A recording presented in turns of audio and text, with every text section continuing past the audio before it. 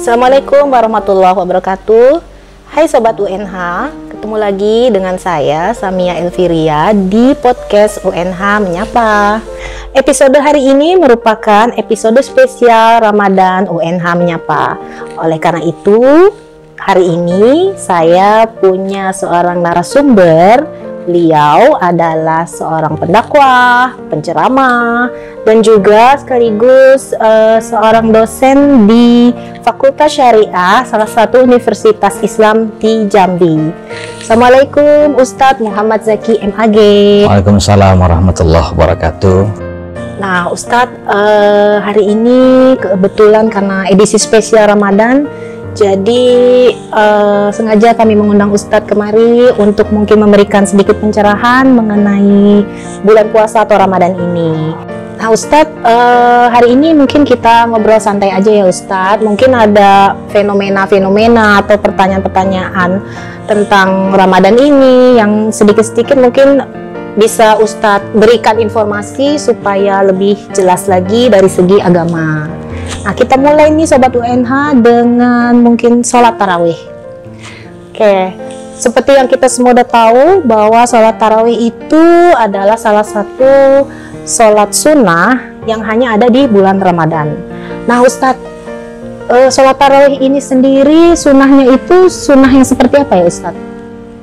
Baik Sobat UNH yang dimuliakan Allah SWT, sholat tarawih itu memang betul tadi dikatakan sebagai ciri khas Ramadan, tidak ditemukan, tidak dapat dilaksanakan di luar Ramadan.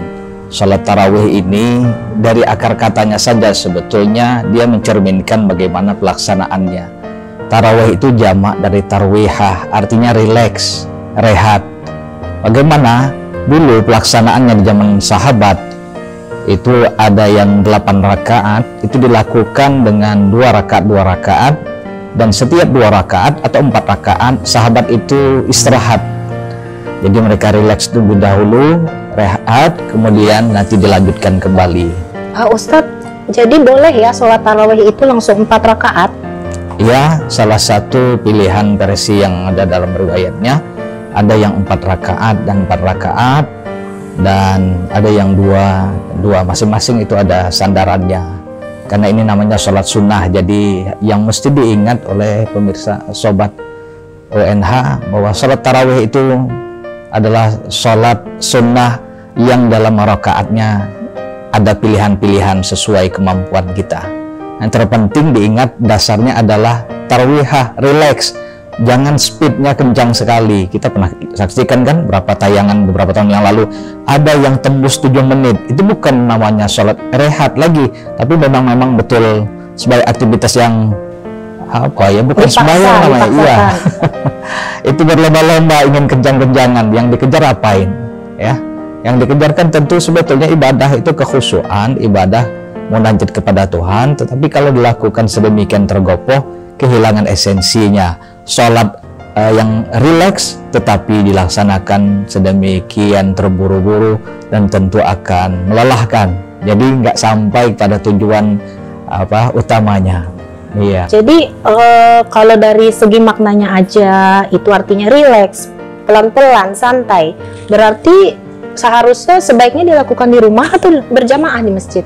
Iya, ini ada riwayat dari awal ya. Rasulullah SAW itu dalam catatan hadis pernah 3 kali sholat berjamaah bersama sahabat di masjid.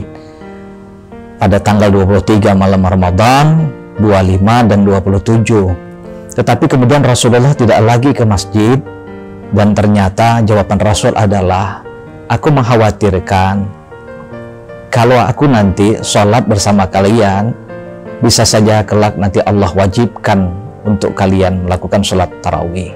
Sehingga ini punya makna bahwa Rasul tidak menginginkan hal yang memberatkan buat umat. Dan setelah wafat Rasulullah SAW, zaman Umar bin Khattab menjadi khalifah, ketika beliau melaksanakan sholat di masjid, ternyata sahabat melakukan sholat berkelompok-kelompok, masing-masing sudut masjid ada pelaksanaan sholat tarawih. Umar mengatakan ini tidak sesuatu hal yang tidak enak untuk dipandang.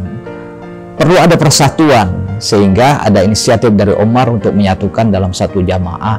Ditunjuklah sahabat baginda Rasul Ubay bin Ka'ab sebagai imamnya. Dari sinilah ada 20 rakaat kemudian, dan nanti di Madinah berkembang jadi 36 rakaat.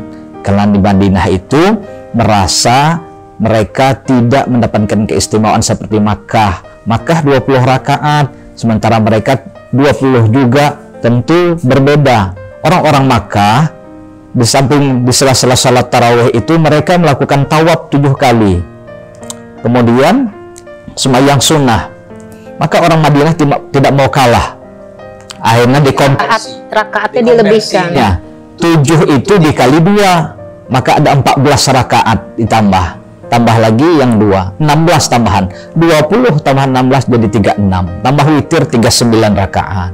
Tapi yang real sekarang di Madinah dan Makkah itu sama, 20 tarawih, 3 witir. Itu yang dilaksanakan. Tapi pernah 36, bahkan ada catatan 41. Wah, banyak sekali ya. Bisa nggak pulang-pulang itu. Betul, sedangkan yang 8 saja semangatnya biasa paling kuat 3 hari. Setelah itu mengecil dan habis. Makin ke akhir makin sedikit rakaatnya. Ya, nah, terus untuk perempuan Ustadz, apakah sebaiknya ikut ke masjid berjamaah dengan yang lain atau memang sebaiknya di rumah aja? Bagi kaum wanita, ini memang ada beberapa sumber hadis yang jelas la tamna'un nisa. Ada larangan Rasul, jangan kalian mencegah perempuan untuk sholat di masjid. Tetapi dalam beberapa kesempatan Rasul katakan juga seabdal-abdal sholatnya perempuan itu di rumahnya.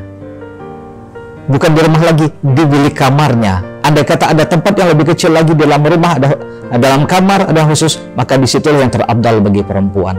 Jadi ruang tamunya, kemudian di rumahnya, kemudian di ruang tamu, akan lebih baik lagi di kamar dibanding ruang tamu, dan di dalam bilik kecil di dalam kamar, itu lebih lagi abdal buat perempuan. Pesan ini ingin menunjukkan bahwa perempuan untuk menahan diri dari mengekspos, tetapi juga ada maslahat ke masjid. Umpama di rumah imamnya tidak ada, atau merasa di masjid ada taklimnya, kemudian jamaah tentu lebih kondusif, gangguan anak-anak, cucu dan sebagainya juga minim, maka pilihan ke masjid adalah pilihan yang juga memberi manfaat. Ya, lebih baik daripada sendiri di rumah. Iya, dia kondisional. Tapi memang unik ya, kalau dalam beberapa pendapat mazhab itu, yang belia, anak gadis, yang cakep, itu justru berefek menimbulkan fitnah, lebih bagus di rumah. Nah, sobat WMH yang cantik-cantik, di rumah aja ya sholatnya. Yang tanda kutip tidak menimbulkan masalah ketika bertemu dengan orang banyak, maka monggo di luar. Siapa tuh contohnya? Nenek-nenek tua gitu ya. Kalau ke masjid, kurangi yang membuat daya tarik seperti parfum yang memikat, yang sedemikian menarik, dihindari.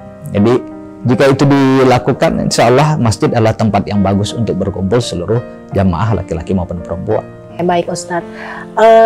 Terus saya ada pertanyaan lagi nih Ustadz, mengenai seberapa penting atau seberapa tinggi atau lebih tinggi mana derajatnya antara sholat tarawih dengan sholat tahajud, karena keduanya kan sama-sama qiyamul lail ya, dan dua-duanya juga penting gitu. Ya, ada Rasulullah sabda begini, Abdul salah ba'dal maktubah qiyamul lail.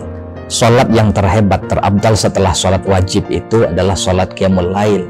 Jadi salah satunya tahajud, witir, hajat di malam hari. Tetapi salat tarawih itu juga punya posisi spesial karena dia hanya bisa dilaksanakan pada bulan Ramadan. Hukumnya kata ulama itu adalah sunnah muakkadah. Nah, jadi sama-sama bagus, sama-sama besar di sisi Allah Subhanahu wa taala. Jadi tidak perlu dibandingkan, ambil semuanya, dan itu bagian dari qiyamul lail. Dan ada pendapat ulama, andai di bulan Ramadan kita isi dengan tarawih, salat berjamaah di masjid, maghrib, isya, dan tarawih, maka itu memadai, mewakili seluruh malam dari malam Ramadan itu adalah qiyamul lail kita. Jadi bisa saja kita lakukan tambah tahajud kalau mau atau tidak, tetapi sudah terwakili oleh tarawih yang kita lakukan setelah isya. Jadi itu memadai. Tapi kan kalau setelah tarawih itu biasanya nih tradisinya langsung ditutup dengan sholat witir. Ya. Bukankah biasanya sholat witir itu adalah sholat terakhir, sholat sunnah terakhir? Iya betul. Jadi sholat sunat witir itu adalah sholat sunat ganjil sebagai penutup sholat sunnah di malam hari. Dia ada dua versi yang dilakukan. Bisa di awal setelah sholat sunnah ba'diyah isya, habis sholat isya ya, sholat fardu isya, kemudian sembahyang sunat ba'diyah 2 rakaat ditutup dengan witir. Ini dilakukan oleh Sayyidina Abu Bakar As-Siddiq. Alasannya apa? Dia tidak punya keyakinan cukup untuk bangun malam, sehingga dia membuat pretensi, artinya antisipasi. Kalau dia tidak bangun, setidaknya dia telah melakukan witir. Lain dengan Sayyidina Umar. Sayyidina Umar ini orangnya kan kuat secara fisik, kemudian dia pede sekali bahwa soal bangun malam itu dia bisa, sehingga dia memilih untuk tidak melakukan witir di setelah ba'da isya, tapi dia melaksanakan qiyamul lail pada malam hari ya. Itu pilihan. Nah, bagi kita ini kita lihat nih, kalau saya pribadi saya mewanti-wanti juga setelah sholat sunat isya ba'diyah itu saya witir. Andai malam nanti saya bisa bangun, maka kita hanya menambah sholat sunat yang lain, tidak ada lagi sholat witir. Tidak nambah lagi sholat witir. Betul. Karena witir itu hanya sekali dalam setiap pelaksanaan malamnya. La witran fil lail. Tak ada 2 witir dalam semalam. Itu Rasulullah katakan. Oke. Sobat UNH, tetap nantikan kelanjutan podcast spesial Ramadan bersama Ustadz Zaki di Lentera Ramadan channel YouTube Universitas Nurdin Hamzah.